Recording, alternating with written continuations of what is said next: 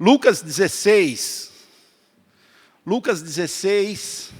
versículo 19, tem uma das histórias mais didáticas da Bíblia. Afinal de contas, quem de nós nunca teve a curiosidade de saber como que é lá? Como que é lá? Como que é depois que eu morrer?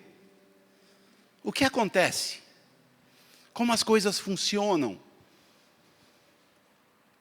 Existem tantas doutrinas no mundo, tantas religiões tentando falar sobre isso, sobre como é a vida após a morte. Nós vemos os espíritas com suas ideias, nós vemos os budistas com suas teorias, nós vemos os católicos, os evangélicos, o pessoal da conscienciologia. Nós vemos as mais diversas religiões com as suas teorias de como funciona a vida pós-morte, o que acontece. E é natural do ser humano querer saber de onde ele vem, quem ele é e principalmente para onde é que ele vai.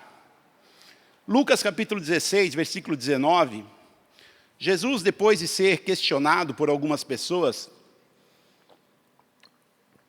a respeito de uma série de coisas, ele começa a contar uma parábola. E ele diz assim: havia um homem rico que se vestia de púrpura e de linho fino e vivia no luxo todos os dias. Diante do seu portão fora deixado um mendigo chamado Lázaro, coberto de chagas, que ansiava comer o que caía da mesa do rico. Até os cães vinham lamber as suas feridas. Chegou o dia em que o mendigo morreu. Oh, Senhor, me dê a graça de ser igual esse mendigo. Chegou o dia em que o mendigo morreu e os anjos o levaram para junto de Abraão. O rico também morreu e foi sepultado.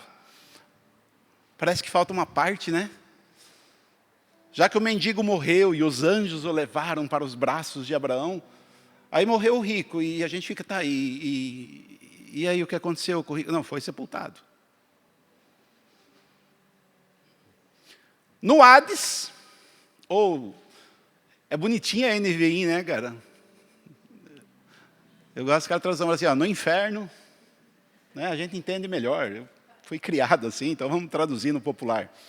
No inferno, onde estava sendo atormentado, o rico olhou para cima e viu Abraão de longe com Lázaro ao seu lado. Então chamou-o: Pai Abraão, tem misericórdia de mim e manda que Lázaro molhe a ponta do dedo na água e refresque a minha língua, porque eu estou sofrendo muito aqui neste fogo. Abraão, porém, respondeu: Filho, lembre-se que durante a sua vida você recebeu coisas boas e Lázaro coisas más. Agora, porém, ele é consolado e você atormentado. Além disso, entre vocês e nós há um grande abismo, de forma que os que desejam passar do nosso lado para o seu, ou do seu lado para o nosso, não conseguem. Ele respondeu: então eu te suplico, pai, manda Lázaro ir à casa do meu pai, pois tenho 5 irmãos. Deixa que ele os advirta, a fim de que não venham também para este lugar de tormento.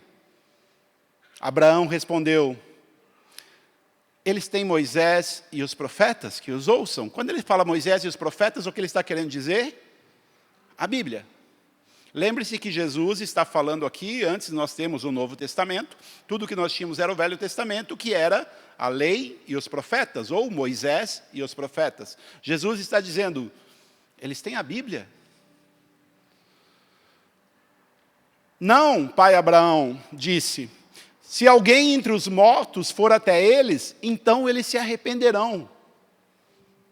Abraão respondeu: se eles não ouvem Moisés e os profetas, tampouco se deixarão convencer, ainda que ressuscite alguém dentre os mortos.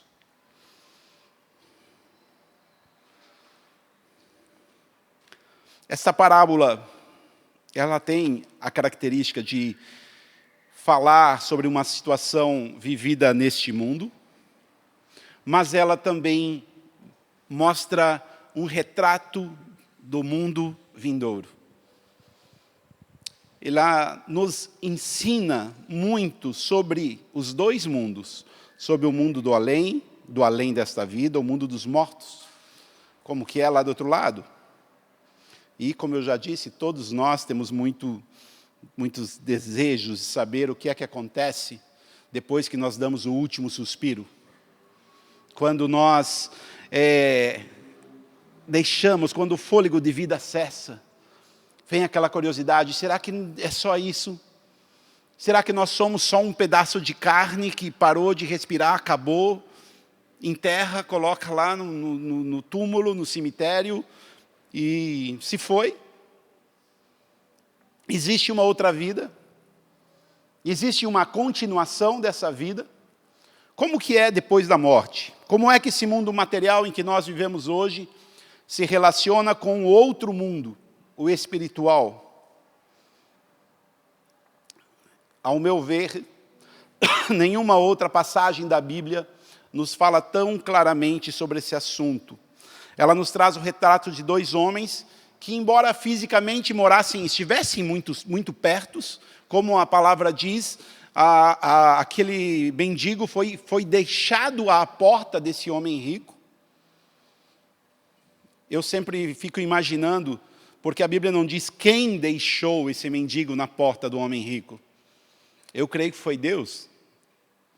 Eu creio que Deus colocou esse mendigo na porta do homem rico. Eu creio que Deus, que nos ama, que tem em sua essência a vontade de que nós todos sejamos salvos, a tal ponto de enviar o seu único filho para morrer por nós. Deus estava vendo aquele homem rico, e por seu amor e por sua misericórdia, Ele deu uma oportunidade daquele homem ser salvo. Deus olhou e falou: esse cara, do jeito que ele vive, esse cara vai para o inferno. Eu não quero perder para o diabo, eu não quero perder essa alma para o inferno. A Bíblia nos ensina que Deus não tem prazer na morte do pecador. Irmãos, muitas vezes quem tem prazer na morte do pecador somos nós. Sabe, a gente pega e fala, quando morre alguém bom, a gente fica triste. Quando morre, a gente fala: por que não foi aquele fulano? Só fazendo maldade na terra. E, no entanto, Deus fala: não. Totalmente equivocados. Vocês estão lamentando e vocês não compreendem que morreu alguém bom. Mas na Bíblia está escrito que Deus vê como preciosa a morte dos seus santos. Quando morre um santo, é motivo de festa no céu. A gente chora, a gente se lamenta, a gente não entende. Cara tão bom, por que foi tão cedo? Lá do outro lado está tendo uma festa. Estão recebendo um santo. Quando morre alguém mau, muitas vezes aqui, até mesmo nós falamos: já foi tarde, esse aí estava fazendo hora extra, esse aí já tinha que ter ido antes, olha a maldade, como ele era mau. Já nos céus há tristeza. Perdemos. No inferno tem festa. A gente conseguiu trazer ele para cá. Uau, você viu? Conseguimos, cara. Ele estava quase entrando naquela igreja. O cara ia se arrepender. Felizmente não teve um crente para ir lá evangelizar ele, que senão nós ia ter perdido esse aí. Felizmente os crentes tinham ódio desse cara, porque porque ele era de outro partido. Porque eu não concordo, porque os pecados dele são diferentes dos meus. Só que quando morre um cara desse, tem festa no inferno e tristeza no céu. Então Deus, que não queria que aquele rico fosse para o inferno, eu acredito que Ele colocou Lázaro lá no portão da casa dele. Falou, não, ele vai se compadecer. Ele vai fazer algo de bom por ele. Ele vai, e assim, vai se salvar. Mas ele não fez nada. Sabe? Via aquele cara, opa, passa por cima. Vocês viram ali a Bíblia dizendo que ele queria que dessem pelo menos as migalhas que caíam da mesa. Sabe, as migalhas, pelo menos das migalhinhas para eu comer, mas diz que nem isso o rico dava para ele. Pois bem, embora eles morassem tão próximos, então estivessem tão próximos aqui neste mundo, depois da morte eles não poderiam estar mais distantes um do outro. Um estava no céu, outro no inferno. Se inverteu a situação dos dois. Se alguém aqui estudou filosofia, talvez esteja falando, pastor, isso aí é a teoria de Platão, a teoria dos contrários. Não tem a ver com isso. Até porque se você estudou bem filosofia, você vai ver que não se encaixa direito. E se você estudou mais ainda, você vai descobrir que essa teoria nem é de Platão, que todo mundo fala. Na verdade, ela é de Pitágoras, que é muito mais antigo que Platão, pré-socrático. E se você é daqueles que tirou 10 em filosofia, você está dizendo, pastor, na verdade, essa teoria aí, embora seja de Pitágoras, e quem falou mais foi Platão, mas a teoria como nós conhecemos hoje foi Aristóteles que formatou ela. O pessoal quem está fazendo teologia aqui às terças-feiras? Vai chegar a hora de você estudar e falar sobre isso, de você estudar filosofia. Não que nós sejamos como os católicos que fazem 4 anos de filosofia e 3 de teologia para se formar padre. A gente estuda filosofia, mas a gente prefere dar mais ênfase na teologia. Mas essa teoria dos contrários, ela não explica isso. Porque, na verdade, não é uma lei da natureza que se aqui você é rico, lá você vai ser pobre, e lá você é pobre, se aqui você é pobre, lá você é rico. Não se trata de nada disso. Se trata do que você faz. Se trata de como você usa aquilo que você tem. E não você ter. O pecado aqui não era o homem ser rico. Lembre-se que na parábola do filho pródigo, o dono da fazenda, o homem rico ali, a figura do fazendeiro, o pai do filho pródigo, é Deus. Lembre-se que na parábola do mordomo, o rico, o dono de muitas terras, aliás, o patrão do mordomo, é Deus. Então a Bíblia retrata muitas vezes Deus como um homem rico. Então não é pecado ser rico. Pecado é você não ter misericórdia. Pecado é você não ter o cuidado com aqueles que têm menos. Isso é que é o pecado.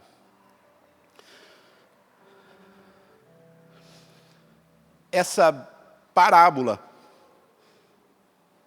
é muito curiosa também para quem está estudando teologia, porque é uma das poucas vezes que nós vemos Lucas citando tradições e costumes judaicos.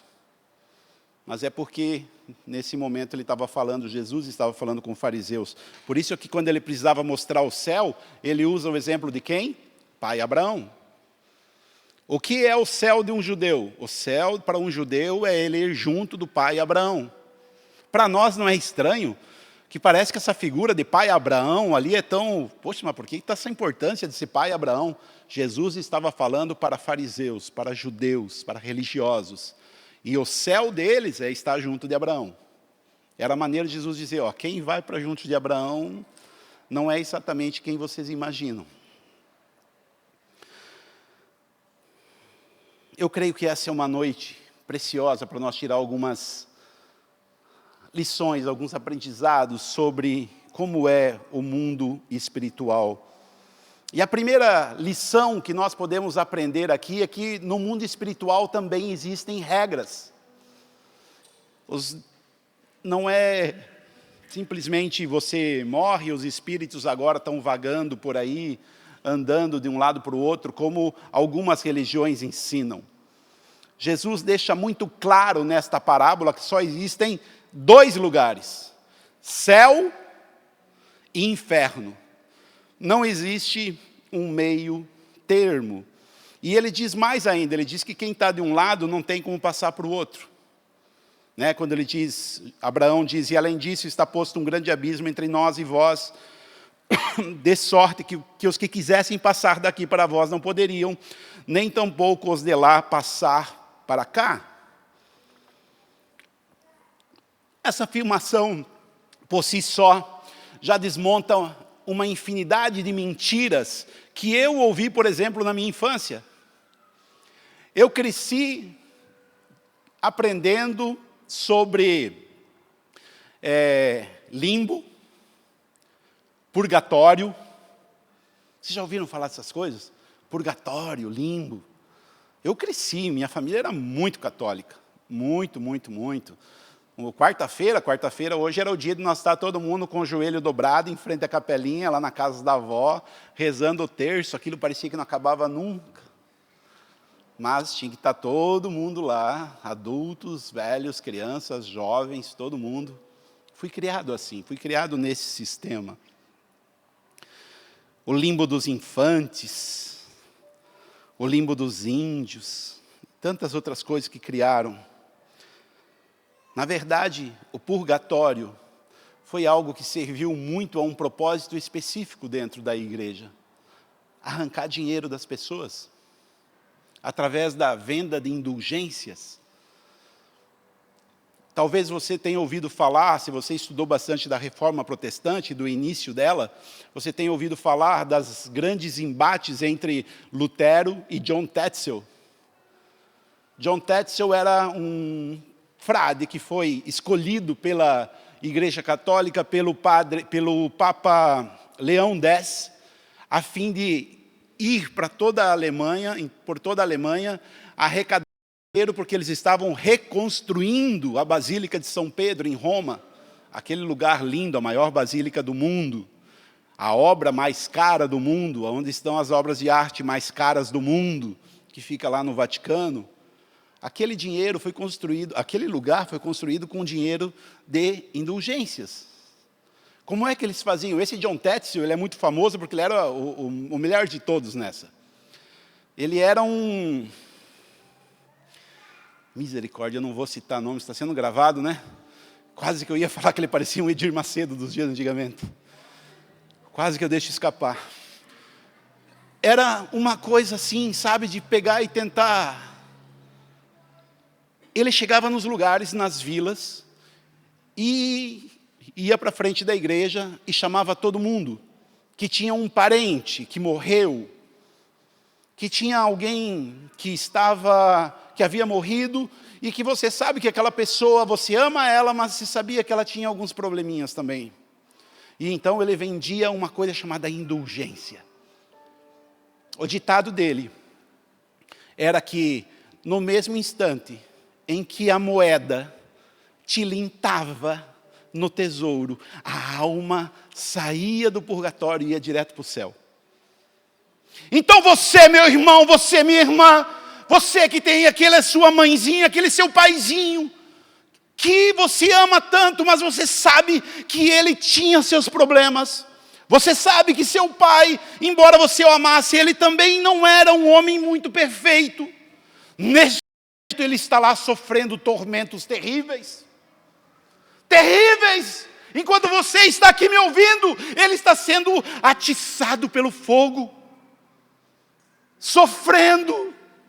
Imagine aquele homem que te pegou no colo e agora sofrendo dessa maneira.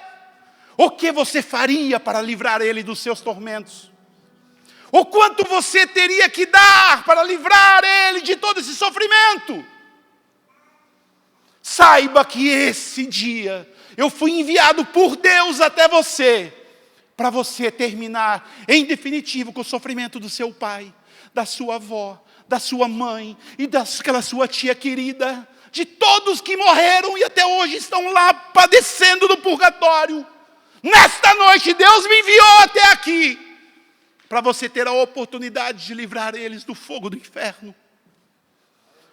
Para isso, irmãos, vamos estar agora passando a salva, e você vai trazer aqui a sua oferta, e conforme o valor que você der, imediatamente a alma dele será livre e vai para o céu. Funciona isso, irmão? Vai lá para Roma e vê dar uma olhada na Basílica de São Pedro, no que eles conseguiram construir com esse papo. Oh! A minha vozinha Olga? O que eu daria? Cara, eu daria tudo que eu tenho. Meu pai faleceu há 1 ano para livrar ele do... O quê? Eu dou casa, carro, eu dou tudo. Tudo.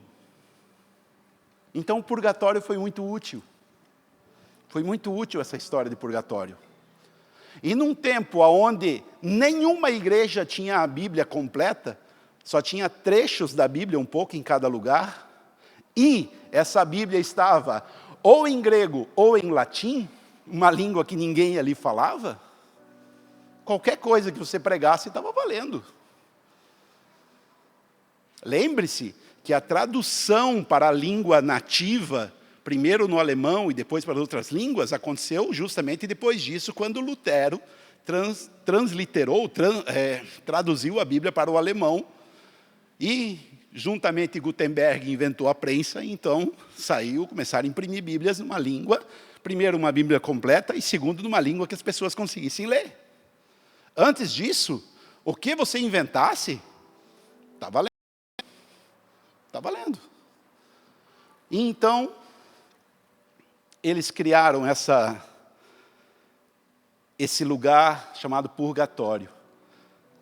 E ganharam muito dinheiro, e arrancaram muito dinheiro de muita gente com essa história de purgatório. Só que quando nós vamos para o que Jesus disse, só tem céu e inferno. Limbo dos infantes. Como é que nós vamos fazer para toda criança, logo que nasça, ela já é da nossa religião, não vamos dar chance de ir para outro. Simples, batizamos ela logo que ela nasce. Porque senão, mas e as crianças que morrerem e não deu tempo de batizar? E ela vai para o limbo dos infantes. Por quê? Porque não tinha como justificar, se não tinha pecado, como é que vai para o inferno? Mas não foi para o céu? Não foi para o céu, porque não foi batizada. Então eles vão para onde? Vai para o limbo dos infantes. Mas e aqueles índios lá, que nunca chegou a palavra neles? Limbo dos indígenas. Acredite ou não, isso tudo era verdade.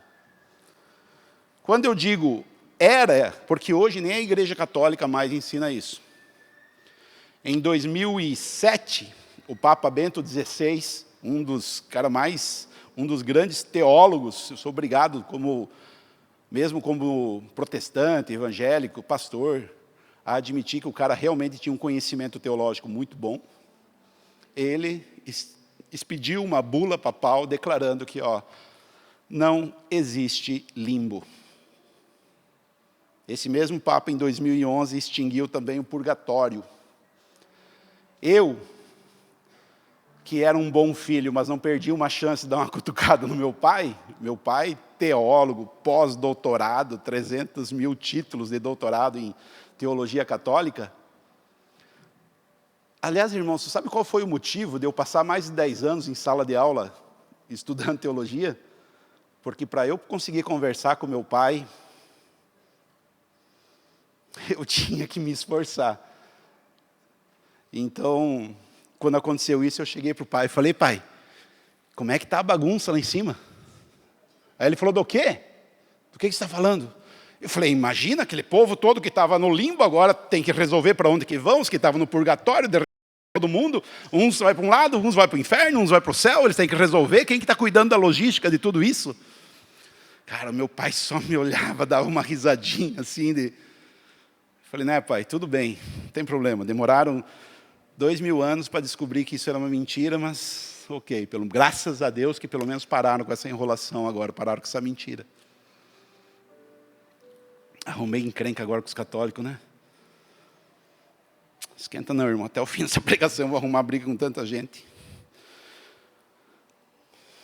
Porque também, além dos católicos, nós vemos que as ideias dos espíritas, budistas, caem por terra quando nós vamos para essa passagem da Bíblia. Não se sustenta. O rico disse: rogo-te, pois, ó pai, que o mandes à casa do meu pai, pois tenho 5 irmãos, para que eles dê testemunho, a fim de que não venham também para este lugar de tormento. Disse-lhe Abraão: tem Moisés e os profetas, ouçam-nos. E disse ele: não, pai Abraão, mas se algum dentre os mortos fosse ter com eles, arrepender-se-iam.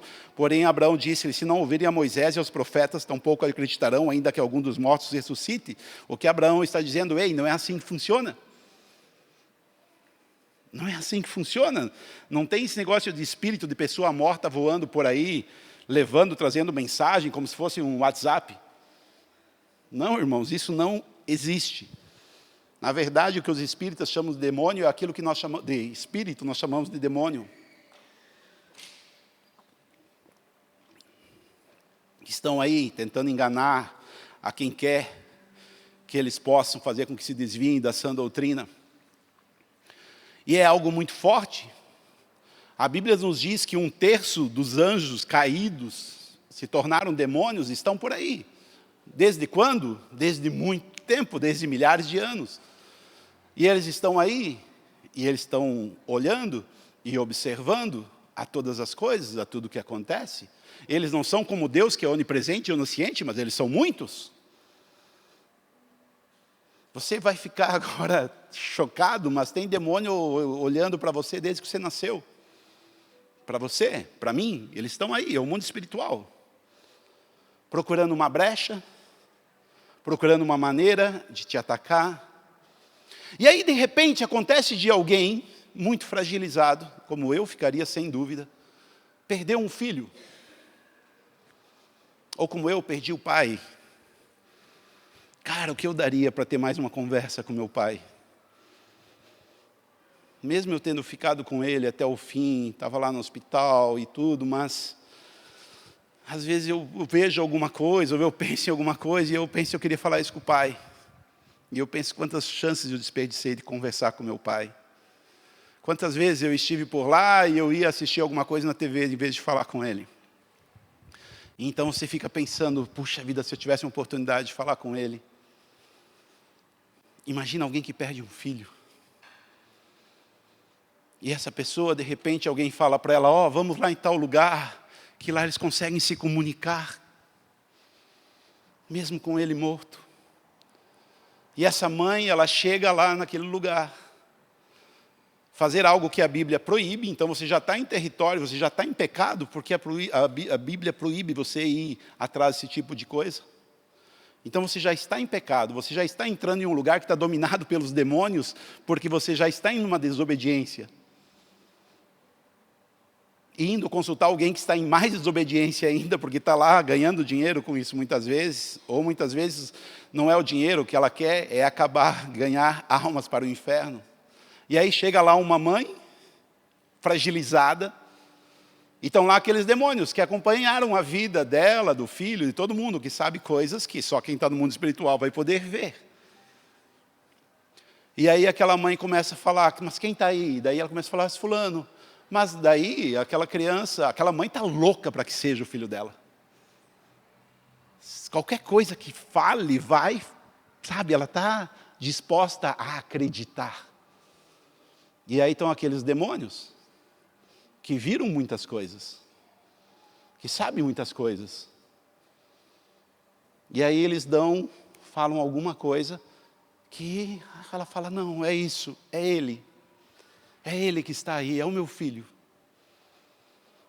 E aí você passa então a acreditar em reencarnação, você passa a consultar esses adivinhos, a consultar os espíritas. Nesse momento de fragilidade é que o espiritismo lança sua teia. É nessa hora que os demônios que conhecem a vida daquela pessoa, porque estão sempre por perto, tentam enganar falando coisas íntimas do familiar morto. E contam com a ajuda do familiar vivo que está emocionalmente frágil e ansioso por um contato. Essa parábola acaba também com a história da reencarnação. Os 2 homens morreram e estão lá cumprindo com o seu destino. Eles não voltaram para a terra. Coloca para mim, por favor, coloca aí na tela Hebreus 9, 27. Hebreus 9, 27, olha o que a Bíblia fala. Da mesma forma como o homem está destinado a morrer uma só vez, e depois disso, vai reencarnar para viver e pagar os seus pecados? Não, ele já vai direto para o juízo. Mas essa é uma doutrina muito interessante para o diabo. Porque se você vai ter 1000 vidas, você não precisa ser 100% correto nessa, afinal de contas você vai ter outras chances. O problema dessa teoria é que o cara morre e dá de cara com o diabo. Ei, peraí, eu tenho que voltar, eu vou, mas não vai. Mas não é assim, agora eu vou lá, eu vivo de novo, e eu tenho mais uma vida, e eu tenho mais outra, daí depois e tal. Mas não é como os budistas falam, que eu vou ir pagando em outras vidas um karma, de repente eu não posso voltar como um cachorrinho, pelo menos. De repente, aliás, se pudesse voltar, eu queria voltar como um cachorrinho na próxima. Essa onda de pet, pai de pet, mãe de pet aí, cara, tá melhor voltar como um cachorro, como gente. Né? Eu vi a viúva lá do cara da Globo lá, Roberto Marinho, né? Lili Marinho. Vi uma entrevista dela falando, eu acredito que ele já voltou. Eu acho que ele voltou com um cachorrinho. Dei um cachorrinho aqui em casa. Eu só falei, rapaz do céu. Amor, se eu morrer e tu achar que eu voltei num cachorrinho, pô. Apesar que do jeito que tu cuida da Meg, não é má ideia. Mas não, irmãos. Vamos voltar a falar sério aqui. Não existe reencarnação. Vocês viram, os dois morreram e estão lá cumprindo com o seu destino. Ninguém voltou para a terra, não. Não, mas manda lá para a terra. Abraão fala, viu, não funciona não, ninguém volta para a terra. Falei que eu ia arrumar briga com um monte de gente. Última vez que eu preguei sobre isso, pastor Emanuel, tinha um cara e eu percebi que ele não estava gostando muito. No final do culto, o cara estava louco, queria me bater de todo jeito. E o cara era grande, viu? Ainda bem que eu estava com a Bíblia do meu lado. Mas sabe, irmãos, nós estávamos conversando alguns dias, eu e o pastor Tiago, e falando do quanto, às vezes, está faltando para a gente falar sobre coisas básicas, preceitos básicos da Bíblia. Sabe, quando a gente abre aquele Instagram lá e vê lá, cristão não sei o que lá, tal, aquariano. Você tem que dar vontade de chorar, cara. Porque quando eu leio, por exemplo, Cidade de Deus, de Agostinho, Agostinho escreveu Cidade de Deus no século III. E no século III ele falava sobre essa questão de horóscopo e tal. E eu entendo, era o século III, o cristianismo estava iniciando, eram os pais da igreja. Mas em pleno século XXI, não, irmãos. Não dá, não rola. Mas aí o pastor Tiago falou, pois é, mas a gente ficou tão nessa que todo mundo já sabe, nós não precisamos mais falar sobre essas coisas, que olha o que está acontecendo. Quando a gente vai ver, os caras estão passando em frente ao cemitério e fazendo sinal da cruz. Fui pegar um crente uma vez para jogar bola, peguei ele na célula, daí fomos para o futebol, e quando passamos em frente à igreja católica, ele se benzeu. Falei, irmão, falei, rapaz, o que estão te ensinando lá na tua igreja? Allan Kardec, fundador do Espiritismo, ele escreveu um livro intitulado O Evangelho segundo o Espiritismo. Pensa um livro interessante, irmão. O dia que você quiser conhecer a arrogância em pessoa, leia esse livro. Eu li todos. Não todos de Allan Kardec, mas a série dele sobre do Espiritismo, assim. Daí você fala, pastor, você está louco? Irmão, eu leio, eu sou viciado em leitura. E como é que eu vou ler e criticar algo se eu não conheço? Não tem como. Então, para eu criticar algo, esses dias numa reunião, acho que os irmãos ficaram apavorados comigo. Quem estava lá? Estava o pastor Manuel, que eu falei, comecei a falar sobre satanismo. Né, que eu fui lá, fui participar dos negócios, eu vi lá como é que era. Irmãos, eu estava dando aula sobre heresias, etc. Eu tenho que conhecer, senão como é que eu vou criticar? Senão o cara vai falar para mim, você está falando o que você não sabe. Agora, como eu fui lá, eu posso falar, não, eu conheço sim, cara, eu sei sim, eu sei do que eu estou falando, podemos sentar aqui e falar a noite inteira sobre isso. Então, a questão do kardexismo, da arrogância, eles têm resposta para tudo, cara, é impressionante. Mas a única coisa que nós vemos lá, quando eles tentam justificar essa questão de reencarnação e tudo, e usando a Bíblia, porque veja o nome do livro, o Evangelho segundo o Espiritismo. O Evangelho segundo o Espiritismo. Então lá eles pegam textos da Bíblia para justificar os ensinamentos deles. Só que é o melhor exemplo daquela frase, sabe, de que um texto fora de contexto é um pretexto para uma heresia. E é o que eles fazem, eles pegam uma frase da Bíblia, colocam totalmente fora do contexto, e daí querem justificar tudo o que eles fazem. Só que quando você pega aquela frase da Bíblia, e você pega a Bíblia do lado, para você ler o texto inteiro, e não só aquela frase, aí você percebe que não tem nada a ver uma coisa com a outra. Aí você percebe que cai por terra toda a teoria deles, todas as ideias deles. Mas eles, assim como o budismo, acreditam no karma, ensinam que o homem vai reencarnando por inúmeras vezes a fim de se purificar. E isso atrai seguidores, irmão. Porque com essa o cara não precisa se endireitar. Com essa o cara não precisa consertar o seu caráter, ele não precisa mudar de vida, porque afinal, se ele reprovar nessa, ele faz recuperação na próxima. Seria uma piada isso, se não fosse tão grave as consequências disso. Porque se acaba que o cara morre, e acontece igual o rico aqui da parábola, vai para o inferno, e aí já não tem mais saída. Através dessa besteira, o diabo convence o homem que não é necessário buscar a Jesus agora, pois mesmo que ele morra, ele vai ter infinitas chances em outras vidas. O que nós precisamos entender também, através dessa parábola, além de entender por que é que nós não participamos dessas doutrinas, seja do catolicismo, seja dos espíritas, seja dos budistas, seja lá do que for, do pessoal da conscienciologia. Rapaz, conscienciologia é uma maravilha, né? O pessoal da conscienciologia que for assistir esse vídeo, me ensina como é que cria aquelas palavras, inventa do nada. Não tem como explicar, não tem como justificar uma doutrina totalmente furada, aí inventa palavras para... Se não tem explicação, nós vamos criar uma explicação do nada.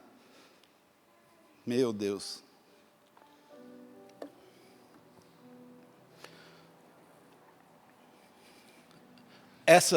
A Bíblia simplesmente é o suficiente para nós derrubarmos todas essas teorias, esses absurdos de ensinamentos infundados. Mas o ensinamento principal que nós temos aqui nessa palavra é o ensinamento de que sem a justiça ninguém entra no reino. Como eu falei no início, o problema daquele homem não era ser rico, era a forma como ele vivia. O problema não era ele ser rico, era o desprezo com que ele tratava aquele pobre. Esse aqui foi o grande problema. O problema é não trabalhar para a justiça do reino de Deus. Aquele mendigo passava muitas necessidades. Foi colocado ali na porta do homem rico para dar uma oportunidade do homem rico fazer algo de bom. E a pergunta que vem é: o que é que nós temos feito pelos Lázaros que Deus tem colocado à nossa frente? Pelos Lázaros que Deus tem colocado à nossa porta? Será que nós temos tido um coração sensível o suficiente para enxergarmos Jesus naquela pessoa que está passando necessidade? Jesus, pastor? Sim, Jesus. Jesus. Quando nós olhamos para Mateus 25, coloca por favor para mim, Mateus 25, 31. Nós vemos Jesus justamente dando esse exemplo. Jesus falando sobre o final dos tempos, sobre aquilo que eu disse que nós mais queremos saber. O que é que vai acontecer depois? O que é que vai acontecer depois que a gente morrer? Depois que a gente morrer, quando o Filho do Homem vier na sua glória, alguns de nós vamos ter morrido e vamos ressuscitar, outros simplesmente serão arrebatados quando Jesus vier. Mas o que é que vai acontecer quando Ele vier? O que você imagina que vai acontecer quando Jesus vier? Eu vou sair voando como um anjo. Legal, e aí? Quando o Filho do Homem vier na sua glória com todos os anjos, ele se assentará no seu glorioso trono. Todas as nações serão reunidas diante dele e ele separará uma das outras como o pastor separa as ovelhas dos bodes. Ele colocará as ovelhas à sua direita e os bodes à sua esquerda. E então o rei dirá aos que estiverem à sua direita: venham, benditos do meu Pai. Recebam como herança o reino que foi preparado para vocês desde a criação do mundo. Segura um pouco. Venham, benditos do meu Pai. O que essas pessoas fizeram para que Jesus fale assim delas? E Jesus diga: venham e tomem posse do reino que foi preparado para vocês desde a criação do mundo. Será que esses caras, eles fizeram o quê para merecer ser chamados assim por Jesus? Então o rei dirá aos que estiverem à sua direita: venham, benditos do meu Pai, recebam como herança o reino que foi preparado para vocês desde a criação do mundo. Vamos descobrir o que esses caras fizeram, porque eu estou a fim de entrar nesse reino. Pois eu tive fome e vocês me deram de comer. Tive sede e vocês me deram de beber. Eu fui estrangeiro e vocês me acolheram. Eu necessitei de roupas e vocês me vestiram. Eu estive enfermo e vocês cuidaram de mim. Eu estive preso e vocês me visitaram. Então os justos lhe responderão: Senhor, quando nós te vimos com fome e te demos de comer? Ou com sede e te demos de beber? Quando é que nós te vimos como estrangeiro e te acolhemos? Ou necessitado de roupas e te vestimos? Quando foi que nós te vimos enfermo ou preso e fomos te visitar, Jesus? Então o rei responderá: em verdade lhes digo, que tudo o que vocês fizeram a algum desses meus pequeninos irmãos, a mim vocês fizeram. Qual foi o critério para entrar no céu? Cuidar dos Lázaros. Qual mais, pastor?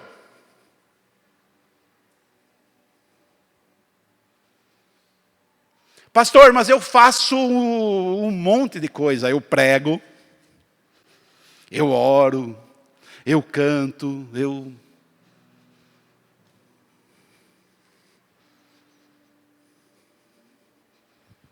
Pastor, mas é que o meu ministério lá na igreja é o do ensino. Eu não sou da área social.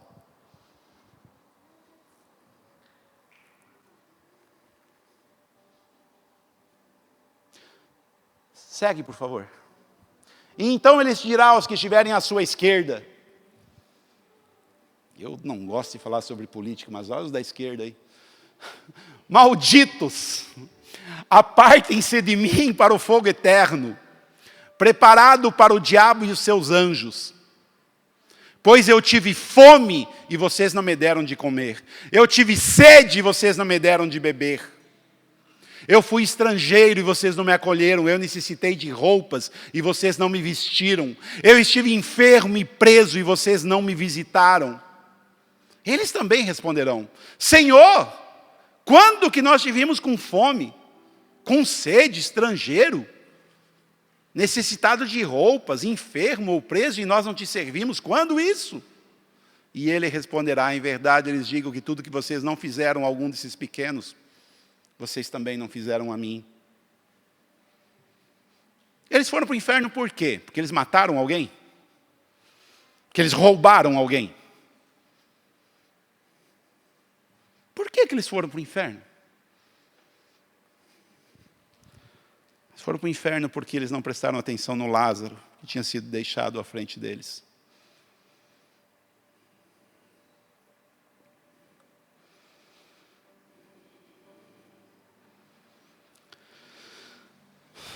Irmãos, cuidado, pois mesmo você sendo pobre, se você não ajudar os mais necessitados, e tem gente que está mais necessitado que você vai fazer companhia para o rico lá no inferno. Terceiro ponto e último, é que a hora de você decidir se o futuro é agora. Você não pode esperar mais. Aquele homem pediu para que o Lázaro fosse mandado do mundo dos mortos para a família dele, para que seus irmãos ouvissem e crescem, e então se arrependessem e fossem livres da condenação. Mas Abraão explica a eles que eles já tinham aqui Moisés e os profetas, ou a Bíblia. E disse mais, disse que ainda que um dos mortos ressuscitassem, eles não creriam.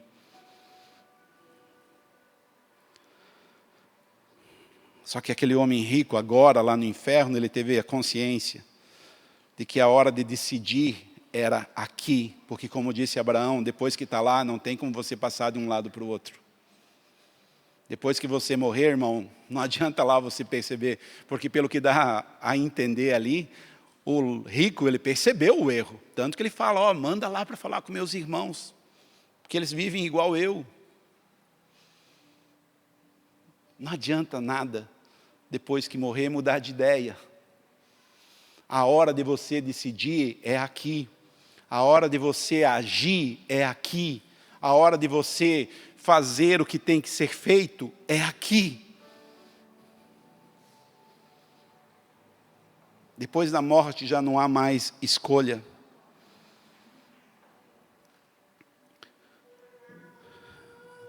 Sabe, a verdade é que nós temos a Bíblia. Nós temos Moisés e os profetas e temos os evangelhos. Nós temos até aquilo que ele mais queria. O que é que o rico mais queria ali?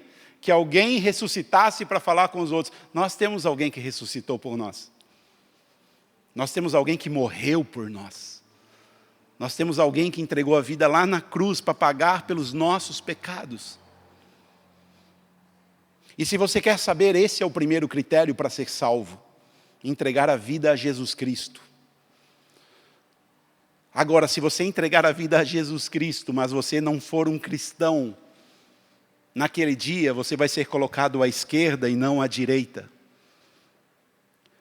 Aquele julgamento, eu acredito que era para aqueles que entregaram a vida a Jesus. A Bíblia nos fala de 3 julgamentos, de 3 tronos. Eu acredito que essas pessoas, elas tinham sim levantado a mão, entregado a vida a Jesus, primeiro critério para a salvação.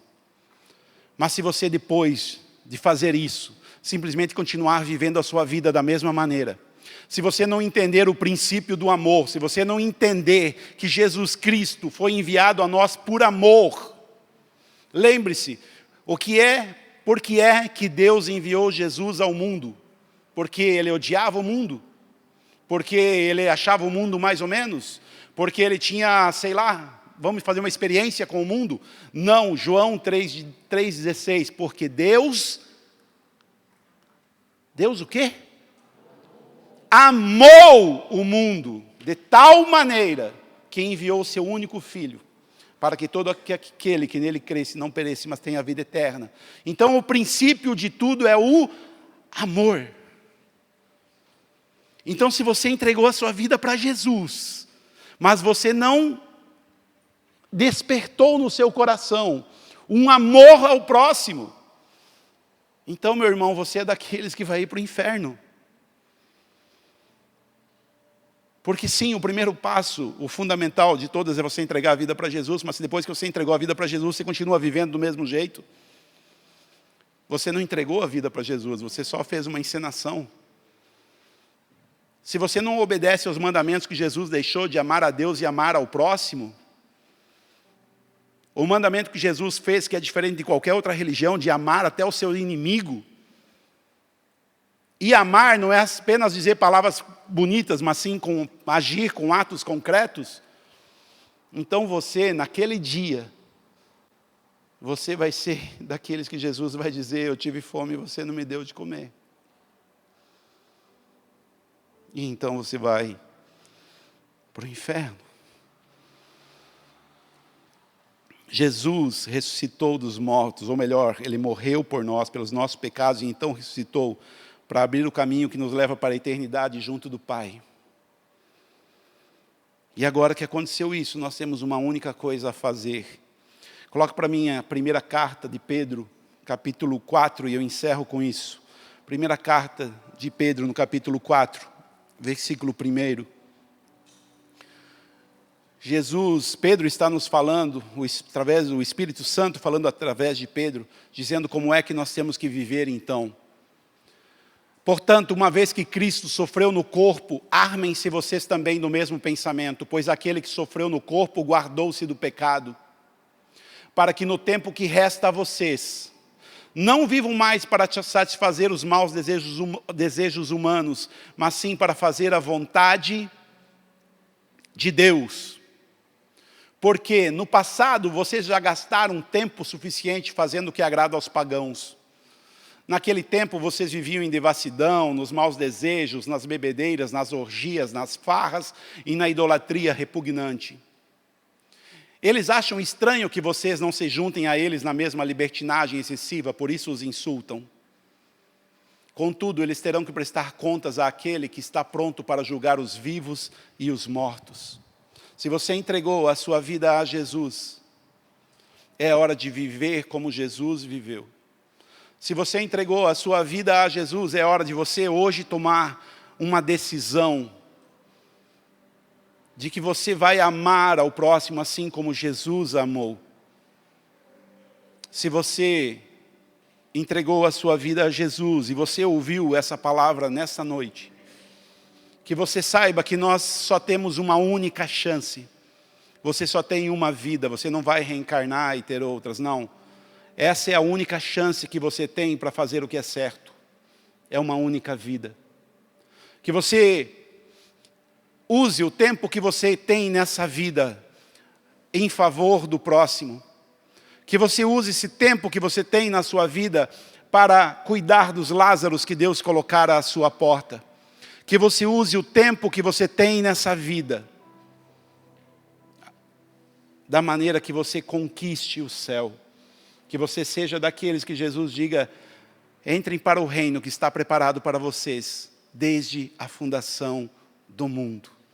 Vamos ficar em pé.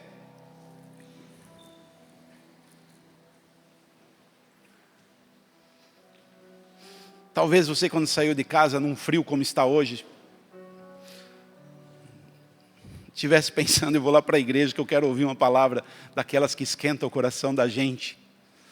Daquelas palavras que vai me abençoar, que eu vou me sentir motivado, vai me dar aquele uau! Quem sabe você não esperava vir aqui para ouvir uma palavra como essa, mas as coisas que Deus coloca no coração da gente para pregar, para falar, são porque são as palavras necessárias para esses dias. Eu tenho a certeza de que Deus está falando contigo. Eu tenho certeza de que Deus, nessa noite, trouxe uma palavra para você que vai te servir para aquilo que você vai viver nos próximos dias, para você tomar decisões na sua vida. Situações que vão se colocar diante de você. E o Espírito Santo vai te trazer à memória isso que você ouviu hoje. Eu sei que a palavra que o Senhor deu para esta noite é uma palavra de advertência. É acima de tudo uma palavra de amor, porque Deus não quer que nós venhamos a cair em erro. Como eu disse no início, o que Deus quer é que todos se salvem.